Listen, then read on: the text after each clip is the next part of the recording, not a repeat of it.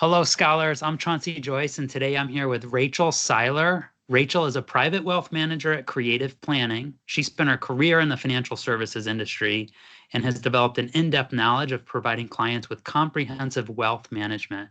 She is a double University of Cincinnati Bearcat with her Bachelor of Business Administration and Accounting and a minor in finance. Then she went on to earn her Master of Finance from UC, Master of Science in Finance from UC, I'm sorry. Rachel is a certified financial planner.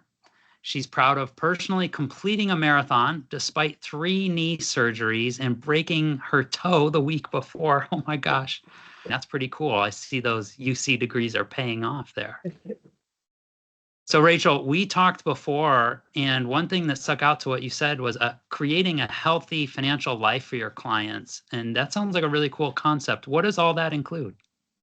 Yeah, so we look at everything for our clients. So not only just investment management, but estate planning. So we have attorneys in-house. So if they don't have documents in place, we're helping draft those. If they have them already, we're reviewing, making sure that everything's updated and flowing according to their wishes. And then you wouldn't believe how many times clients create an estate plan and then they don't actually fund it. So it's really not my favorite day to say, hey, you spent a lot of money on this piece of paper, but let's make sure that everything actually is funded for you. Outside of that, we also add tax services for clients and then insurance. We're not in the business of selling insurance, but we review not only life policies, but property and casualty as well, just to make sure, especially when we're dealing with high net worth clients, that they're properly insured if something were to happen. We have a Medicare specialist too, which across my different roles so far, that hasn't come into play. And we've always had to kind of outsource that or have clients figure that out on their own. So to be able to say, I have a dedicated person that looks at this all day, every day, to be able to reach out to our clients and, help them through that journey is really nice. But Yeah. it's just really fun to help clients with every level of their life. That's so cool. I was just about to ask you, what do you love about being a private wealth manager? I love my clients. Well, I guess most of them, I should say. No, I'm just kidding. I do enjoy, everyone's so different and everyone's life is different. How they accumulated their wealth is different. And just, I previously worked in the private banking space and, having that minimum to meet just never sat well with me. So being able to help anyone is always nice. And we're really big on helping the next generation too. So as clients' kids get older, not only helping them with their own finances, but kind of educating them too on, mom and dad worked really hard to put this trust in place for you. Here's the reasons why, here's what we're doing. So just making sure that they know what they're set up on the right foot as well. Yeah, that's really cool. Did you face any challenges getting in this career? Yeah. I mean, first I couldn't figure out what I wanted to do. I guess it was, I don't know if I shared with you that actually applied to UC pre-med and I switched before actually coming to school to general business. The co-op program was fantastic for me because I was able to see different areas of the industry. So I found out pretty quickly that public accounting was not the field for me.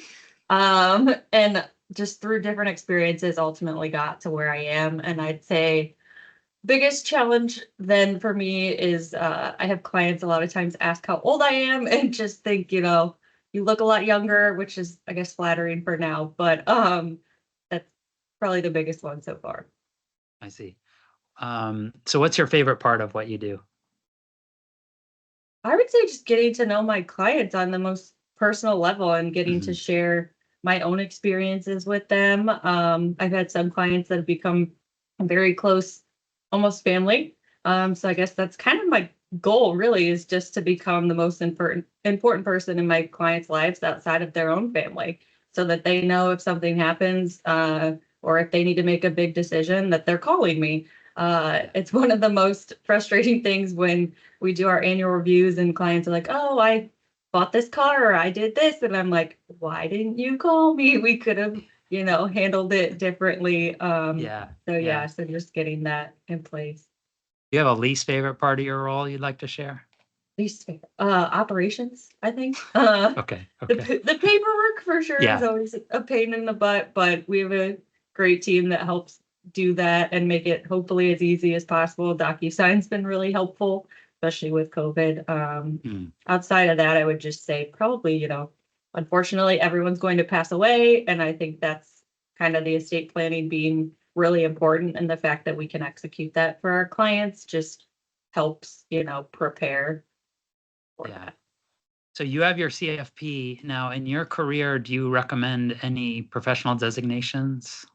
I would say the CFP, absolutely, especially just in my role. We're looking at pretty much every single one of those areas every day with all of our clients. If someone wanted to go, I guess maybe more specifically just down the investment management path, I had looked into the CFA, but just for what I'm doing, definitely the CFP was really helpful. That's great. So lately we have more of a focus on mental health with our students. Do you have any habits or routines or anything you'd like to share with us that you do? Yeah, absolutely. So just about every weekday morning, at least, I am going to the gym.